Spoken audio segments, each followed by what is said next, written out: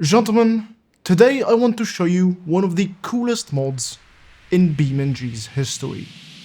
BeamNG.com. Yes, on top of being one of the coolest BeamNG mods ever made, it's also the very first BeamNG mod that isn't a BeamNG mod, since, you know, it doesn't go in your mods folder. So, what is it actually? BeamNG is a web-based tool that lets you generate custom BeamNG maps from satellite imagery. For example, this is the entirety of Lower Manhattan in BeamNG. This is the entirety of Central London in BeamNG. And you can do the same with San Francisco, Tokyo, Paris, and literally whatever other settlement as long as it exists in real life.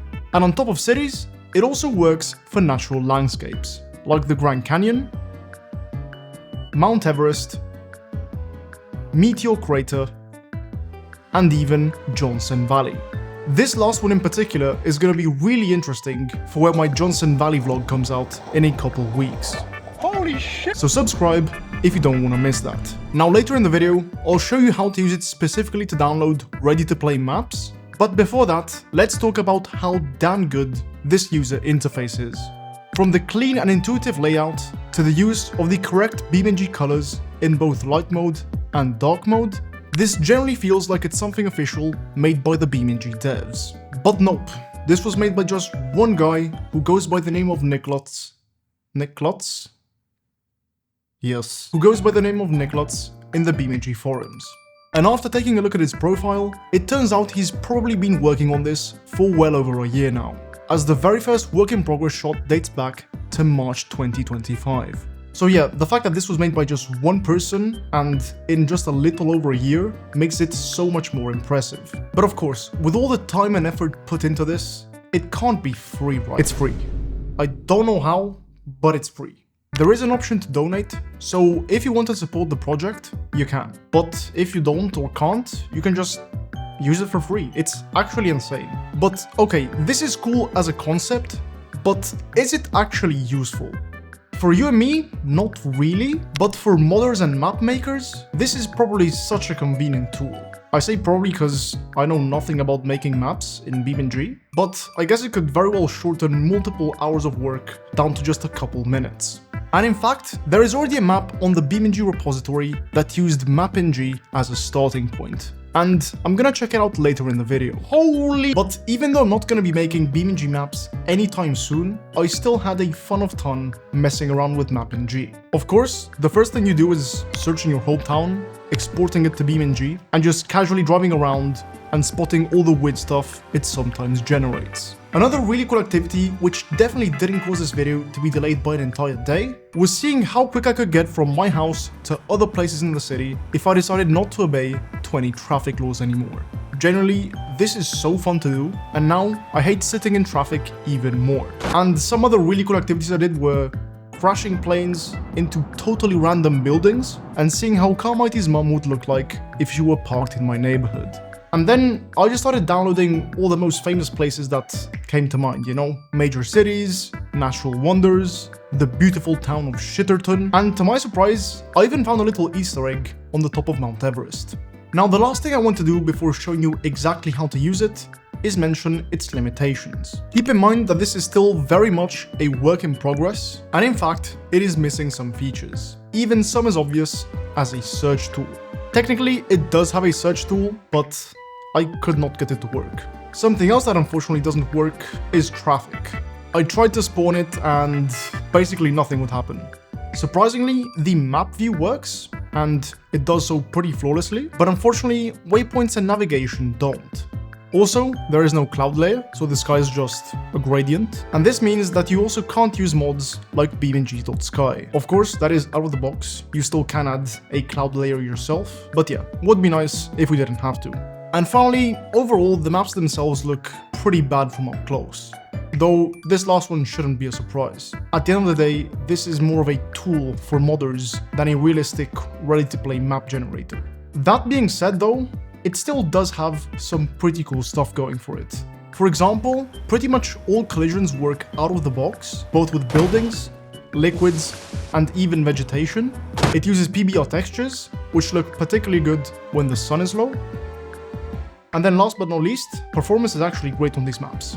Though probably because there's pretty much nothing on them, but still, I won't say no to more FPS. But what BeamNG can't do is make you look fresh. Check it out! Look at that. That is right, gentlemen. These are the new Moye logo t-shirts. They come in both same color stitching and also contrasting stitching. So yes, if you want to buy one, shopmoye.com. We also have some new stickers now. Check them out. And with that, it is now time for me to show you how to actually use it. If you want to just download the map and play. If you need this for modding, you probably already know what to do. And with that, I'll now show you how to use it, and then I'll give you some tips and tricks on how to make it look even better once we're in BeamNG. And so gentlemen, this is it. This is BeamNG, and as you can see, it looks great. Like, I love how even when you hover your mouse on stuff, it changes color, and this is so smooth and so clean. So you can zoom in with your scroll wheel, as you can see, just move around with the mouse. It's actually really quick.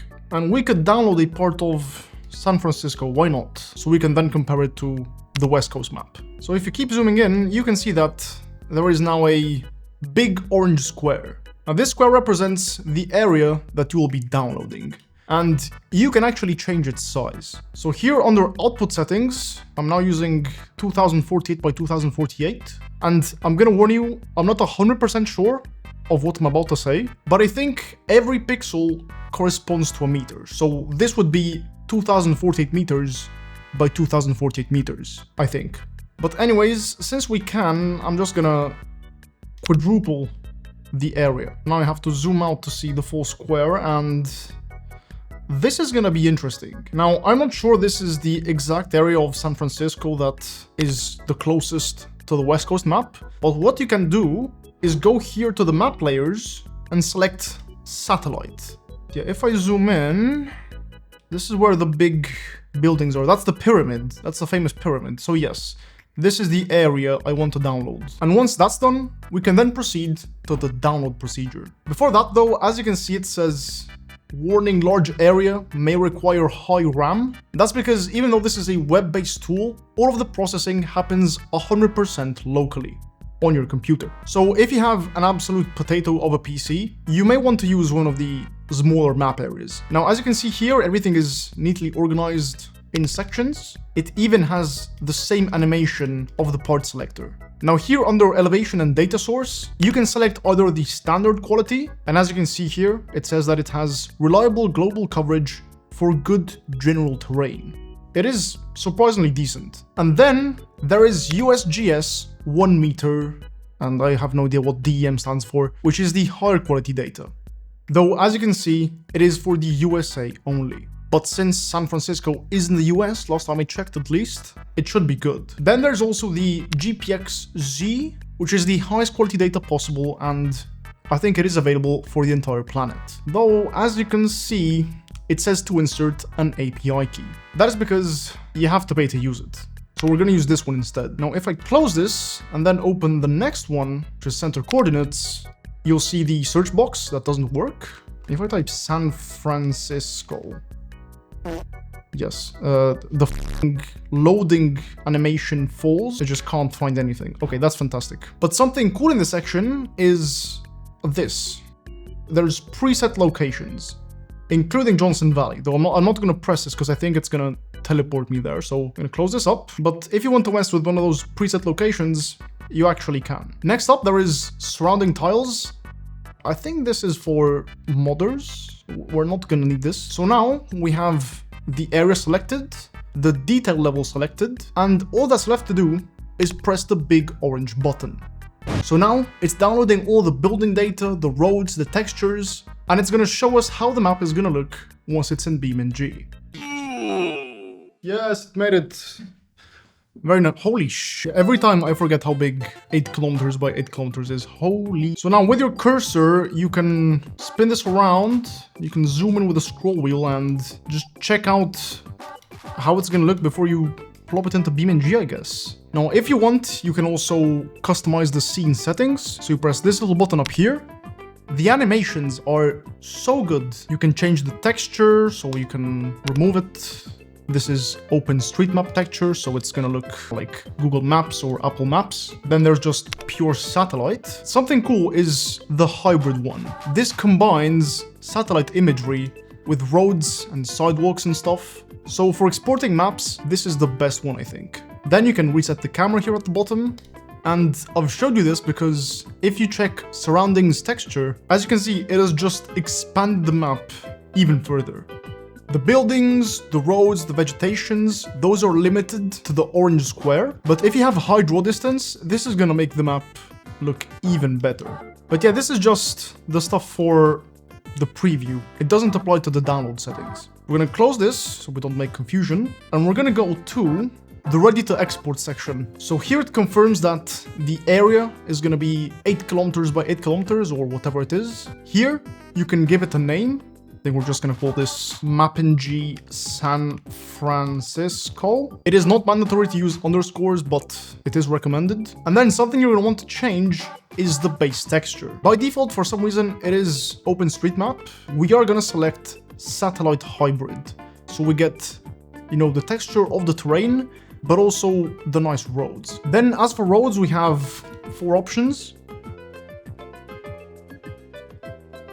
But to stay safe, I would choose decal roads. Then there's flavor. So what this does is it uses assets and textures from one of these maps. So if I were downloading, let's say Rome, I would probably go with Italy. But for this map, since this is literally West Coast USA, I'm gonna select West Coast USA. Then you can select include backdrop. This is the thing that expands the map beyond the confines of the orange square. And I guess we can get away with the standard quality instead of the nice quality. So we're just gonna leave it at 30 meters. And finally, I would just leave these as they are. If you want to, you can select raised terrain under steep buildings. What it's basically gonna do is just stretch the terrain up so it meets the building. Though for performance reasons, I would not recommend doing this. It takes a while. And yeah, once you're done, you just hit this. It is literally as easy as that. Now, as you can see, it says download ready and press this button and you're good to go. As you can see, it has saved the map in my downloads folder. And now I just need to drag this in the BeamNG mods folder and I'm good. Before doing that though, if you want to download another area, you have to switch to 2D map. Then I'm gonna select a random location. Let's go Mount Fuji, I guess. And now you're gonna have to click once more the preview 3D button. So it's gonna generate everything once more and you'll have to do the same process I just showed you. Especially because, as you can see, it does not save any of the settings. So yeah, just remember to redo the entire process if you want to download another area. So now I'm BeamNG, and I'm gonna go to Free Roam, and as you can see, there it is, BeamNG San Francisco. I've also downloaded this map, which I think is the very first modded map that used BeamNG as a starting point. So we're gonna check that one out later, but now I'm loading in to San Francisco. It does take a while to load, I'll say that. Okay, so gentlemen, it has benches? What? Last time I checked, it did not have benches, but anyways, we are here. So as you can see, it spawned us on a road. It sometimes does not do that. So I have no idea what these are, maybe street poles. If you know what they are, please let me know. I'm pretty sure they're like street lamps or something. As you can see though, there are collision physics with the buildings. Now I'm gonna press map view. And oh my god.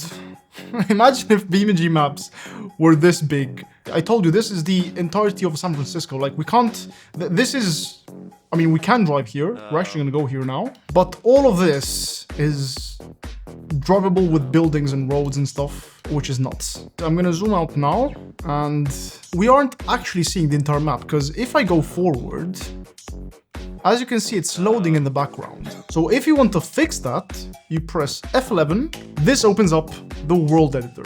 So to increase the draw distance, where you want to go is the level objects, you expand it. Then you go to the level info, select it, and then on the other side of the screen, you'll see visible distance. By default, it's going to be set to 4,000, but I'm just going to crank it up to 16,000. And boom, more draw distance. Now, of course, if you go up close, this is the state of roads and stuff. The San Francisco vibe is there, but yes, this is...